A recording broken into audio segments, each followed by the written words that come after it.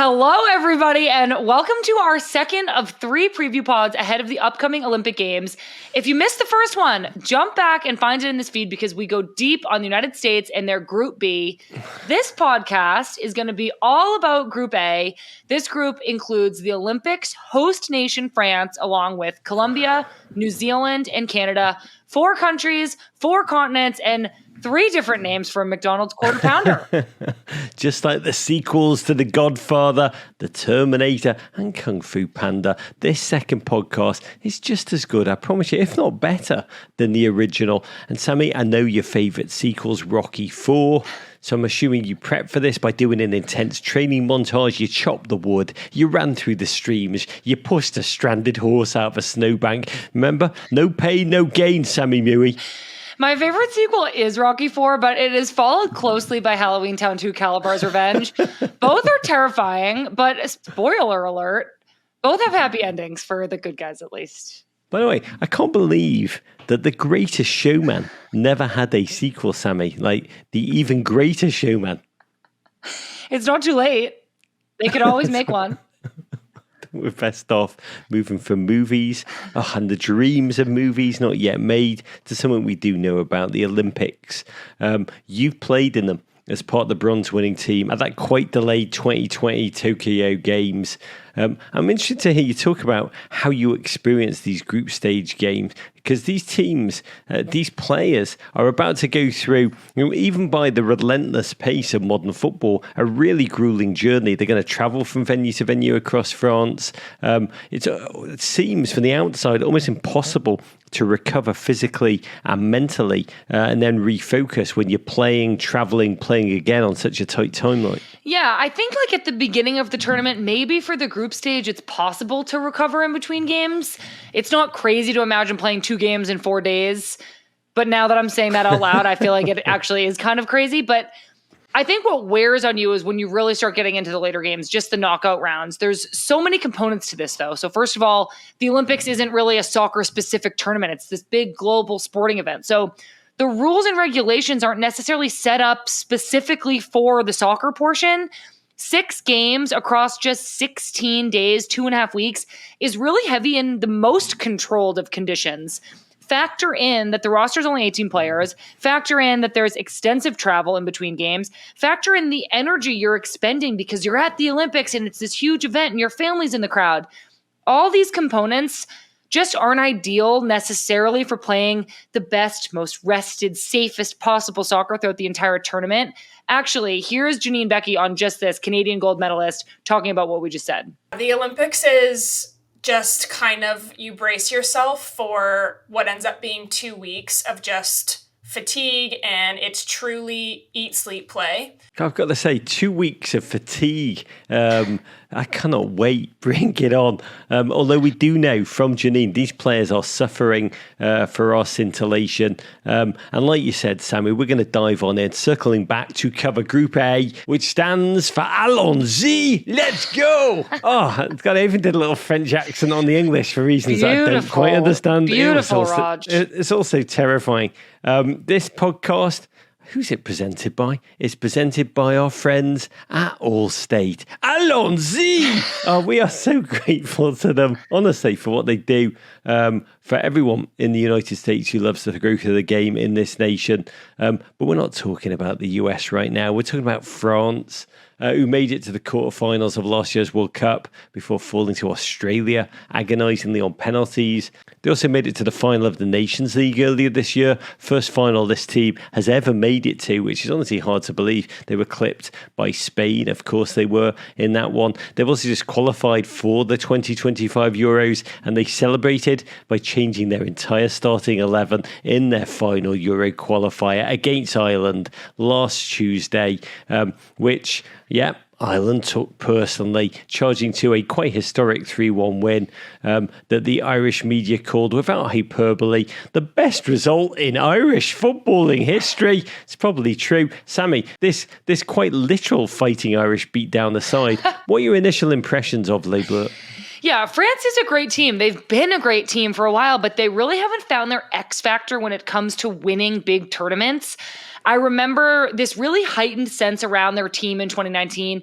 They were the host country of the World Cup, and we were all set to face them too early in the tournament in the quarterfinal. And going into that game in France, I remember being like, oh my God, we could lose this game.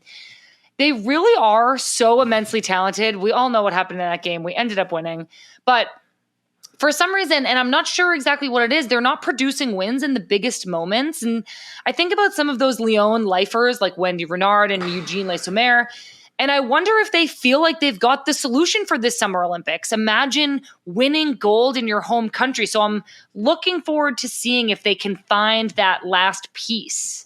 I love watching Les Bleus. They're led by coach and quasi-Hugh Jackman stunt double Hervé Renard, a gent who's never met a shirt button low enough for him to actually bother to do up. Renard has announced he's going to step down after these Olympics, saying that he has, quote, in the back of my mind, the 2026 World Cup, and that he hopes to take this is incredible, his third men's team to that tournament after previously qualifying with Morocco and Saudi Arabia. Hervé, I will personally pay for your first Costco membership if you come to the United States of America.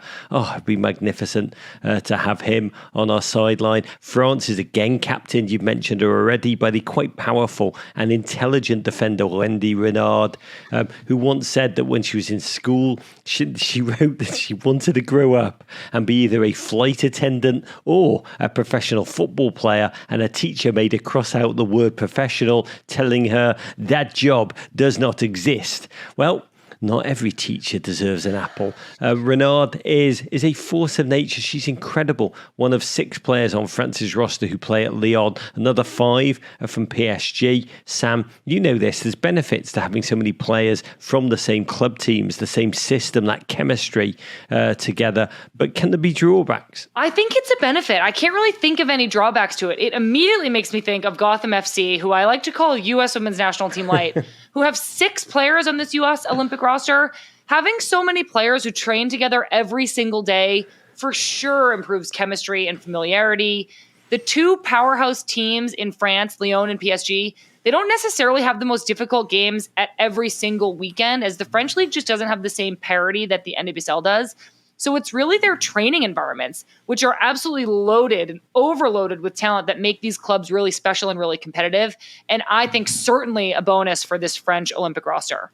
France have this high-octane pair up top. Lyon's dynamic Kadidiatou Diarni and Marie-Antoinette Katoto, who was just 23 when she became PSG's all-time leading women's scorer, banging in more goals than Neymar in fewer appearances too. And she's coming for you too, Zlatan. She wasn't called up for the 2019 World Cup. An ACL injury kept her out of last year's tournament. What do you expect these two do for France? Both of these players are really, really special. Diani scored 4 goals and had 3 assists at last summer's World Cup. Plus, she was the Champions League leading scorer last season with 8 goals. So I'm going to be looking for her to absolutely terrorize defenders on the wing at the Olympics. She's a true force out wide. Her ability to move at speed and with such power is actually terrifying.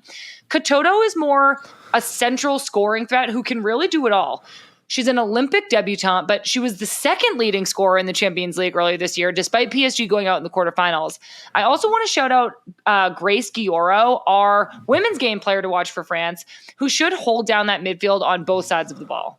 Allez-y! Next up, Colombia, who are trying to build on their remarkable, dazzling run in the World Cup when they made it all the way to the semi-finals for the first time in their nation's history. They even had the belief to go a goal ahead on England before everything fell apart and they lost 2-1. They qualified for these Olympics for the 3rd time. We'll hope to make a real knockout run here.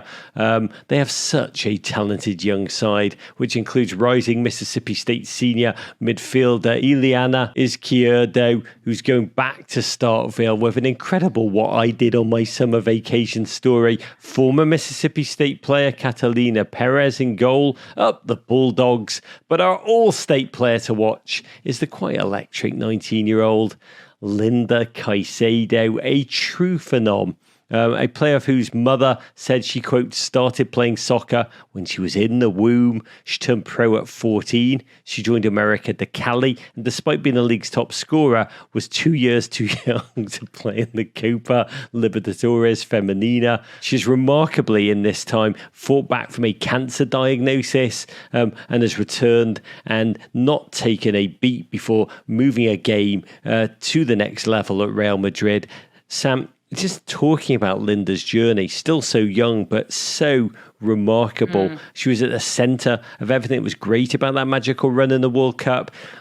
When you have that singular achievement, what do you take from that? Do you say it's a fairy tale, or do you think this is who we are now? We are a team who threaten and go deep. I guess I'm asking, how will it affect their mentality and sense of expectation of what's possible? Well, yeah, I mean, first of all, you're right to say they were such a joy to watch in last summer's World Cup. But Colombia are a team that will fight and scrap for every single play. And I think that that's really what their mentality is built off of.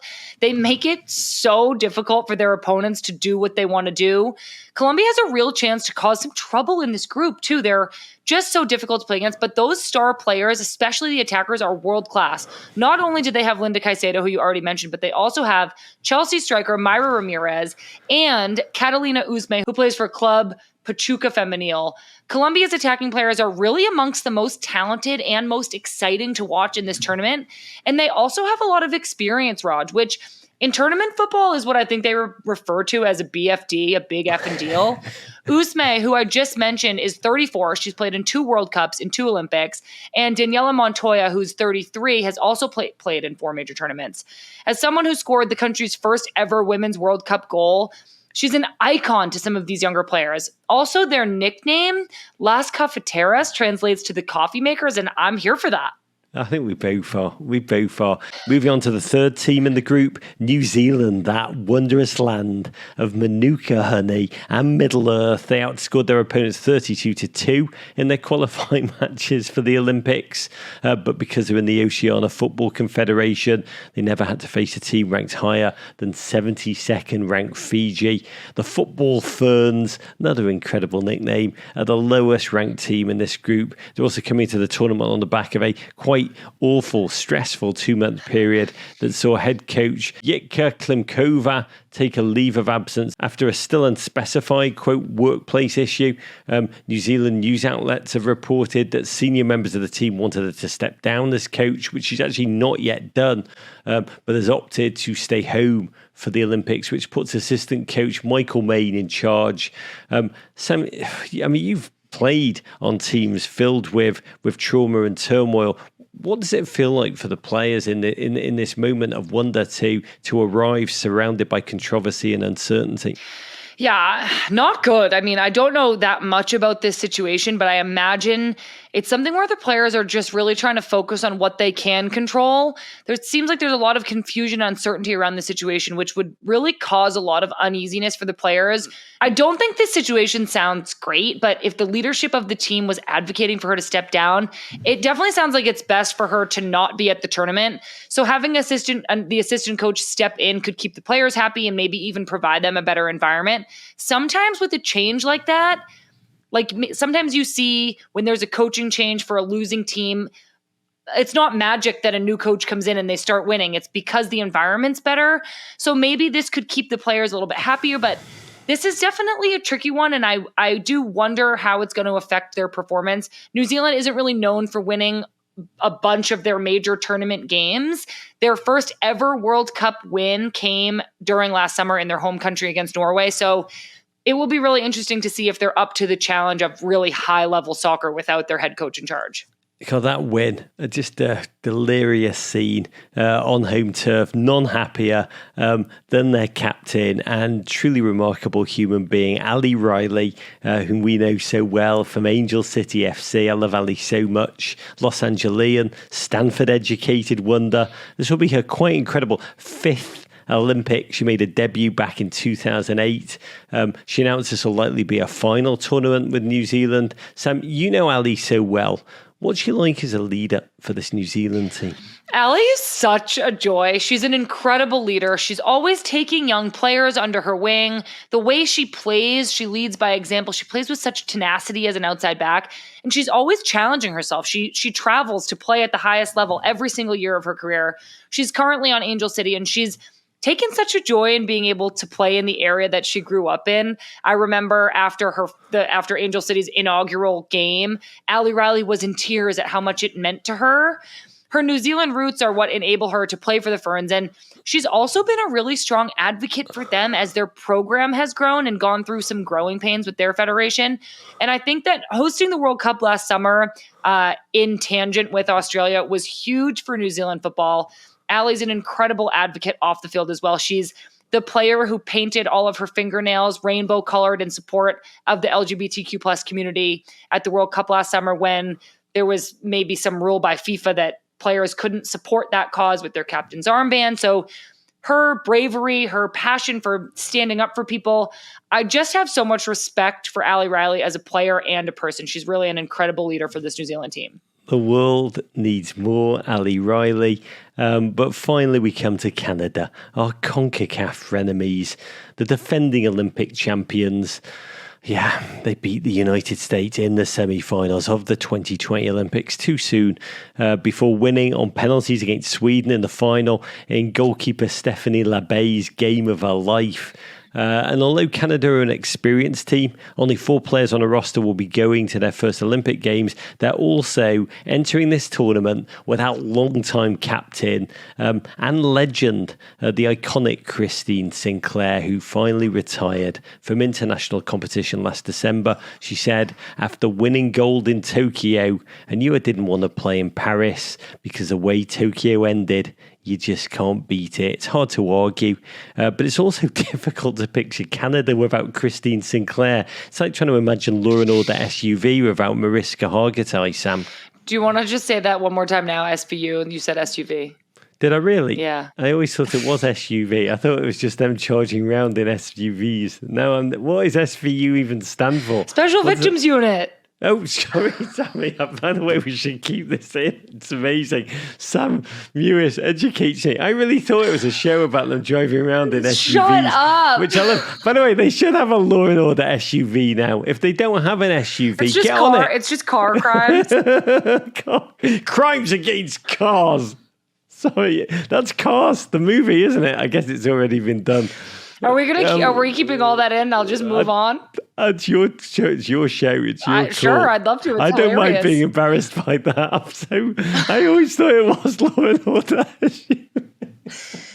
Well, God, Sam Mewis, you educate us so much about football and Law and Order. And Law and Order. Well, it is hard to imagine Canada without Sink. She's been such a mainstay in that team and really in all of women's soccer for so long. Sink is such an icon of the game. She brings a composure and a maturity to her teams that Canada will really miss this tournament. But honestly, it's been fun to see players that I consider my peers, like Janine Becky and Jessie Fleming, stepping up and taking on some of that leadership role in Christine Sinclair's place. We have a good sense of this Canadian team because the US have already faced them twice this year in the She Believes final, and that quite awful waterlogged Life Aquatic Gold Cup semi-final, which the US won on penalties. Actually won both games on penalties. Sammy, what can we even glean from those bookended games about this Canada team? Well, yeah, as you mentioned, Raj, one of those games was that notorious rain game where, honestly, the only thing I gathered from that was that Alyssa Nair is a beast and that Canada has this belief and this capability to stay in games until the very last second. There were almost zero tactical insights to be had from that game. The players were basically swimming out there. But the She Believes Cup final was a much better product to watch. Both teams fought again until the very end of the game. And Canada has some special players. Adriana Leon has been in scoring form for them. They also have Seattle Reigns' Jordan Huitema and Chelsea's Kadisha Buchanan and Ashley Lawrence. But I think what Canada really has is an intangible quality. Their team just has something special. It's like this belief and this togetherness that makes them so difficult to beat. Yeah, some of Canada's first-time Olympians include defender Jade Rose, an academic All-American at Harvard, who said that the 2012 bronze medal-winning team inspired her to strive for greatness. And 20-year-old midfielder Simeo Wuju, Canada's Young Player of the Year, a rising senior currently at USC, who was eligible to play for the United States, for Nigeria, and she chose Canada. Even though she played for the United States under-17s at the UEFA Women's Development Tournament in 2019, she eventually committed to represent the Canadians, the country who gave the world both Ryan Reynolds and Rush. Who wouldn't? Sailing into destiny, closer to the heart. And then there's Captain Jessie Fleming, another incredible friendlies interview, who's just returned from Chelsea to play with the Portland Thorns. Yeah, Jessie Fleming is a huge key to this Canadian team. I remember her consistently stepping up to score penalty kicks in the 2021 Olympics. Jessie was also a recent guest on Friendlies, and she is such a creative and thoughtful person, and I think that side of her personality really shows through on the field. When I spoke to her for Friendlies, she spoke so eloquently about her teammates, about how we mentioned the absence of Christine Sinclair will be felt, and about how her non-binary teammate Quinn has inspired her to be more true to her own self. In 2021, Quinn became the first out transgender non-binary athlete to compete at an Olympics and to win a gold medal. Here's Jessie on Quinn. They just seem so much more settled in themselves, and that makes the rest of us happy. And I also think it's really cool because in a silent way, they've given other people permission to be a more genuine version of themselves, which I think is really powerful when you see someone else do something that, in my opinion, is incredibly brave and vulnerable in front of a lot of people. You know, I think that's something about sports, is that like these things are happening in front of a lot of people. And that's an example, Raj, of that intangible quality that Canada has that I was talking about. I just feel like they have such a deep layer of respect for one another and a bond that has gotten them Olympic medals in each of the last 3 tournaments. Oh, which is you prodding us towards prognostications and prodding me to say, Sam, out of this group, who do you see getting out? Prediction time. So I have to start with France. Maybe this is because I have played against them so many times and they're always so difficult to play against, but they really are one of the most talented teams in the tournament. And coupled with them being the host nation, I expect them to start strong and win their group. I think they have a great blend of experience and youth, plus star players that are in their primes, like Katoto and Gioro. After that, I'm going to give Canada the benefit of the doubt to come in second. They are 3 tournaments in a row Olympic medalists. That's pretty impressive. I feel like they've unlocked the key to the Olympics somehow. And then I'm throwing Colombia down as the wild card for 3rd place, which pains me because this is a really vanilla answer as usual coming from me. I took the safe route. Colombia certainly could prove me wrong, and I'd honestly love to see it, but these 3rd place spots are tricky. Only 2 of the 3 3rd place teams are going to go through. So this is a tough group, as they all are, and one crazy result or upset could throw the whole thing into whack. God, maybe I'm still stunned by the revelation that it is not Law and Order SUV, but I feel a surprise coming on in this group. I actually think, Sam, you ready for this? Colombia are going to win it. They might win it, Raj. I could not feel more confident about this complete and utter fabricated piece of future casting. I think France will come second and Canada, still in it, you'll be third. Wow. Well, those were some incredible takes. That's all we have for Group A. The first matchups on July 25th are between Canada and New Zealand, and then France and Colombia. We still have one more preview pod for you, dropping tomorrow. That's all about Group C. Spain, Japan, Brazil, and Nigeria. Oh my God, just another absolutely jaw-dropping group. World Cup winners Spain, who boast Aitana Bonmati and Alexis Putellas. Then we have Japan, who actually, let's not forget, everybody, beat Spain 4-0 in last summer's World Cup. I don't know if we've talked about that enough yet. Plus, we have Marta leading Brazil in what will be the last world tournament for the GOAT. And then the Super Falcons, Nigeria, a team of superstars, a team of passion, and as you'll hear, the willingness to absolutely die in front of goal defending their net. There is still so much to talk about. We are going to be dropping so much Olympics coverage for you all throughout this tournament. After these 3 preview pods, we're going to have pregame podcasts before each U.S. women's national team match, and we're also going live at the final whistle of each of those games. To make sure you don't miss anything, please subscribe to this podcast feed, subscribe to our YouTube channel while you're there, make sure your notifications are turned on, follow us across social media at Women's Game MIB on Instagram, Twitter, and TikTok. We're even on Threads now. You can also send me an email at womensgamemib at meninblazers.com. Raj, thank you again for joining me. Oh, it's such a joy, Sammy Mewis. I can't wait to be back here with you for the last of our Olympic pods, which will drop before the games of the tournaments get underway on Thursday, July 25th, as they say in France. Allez-y, apparently.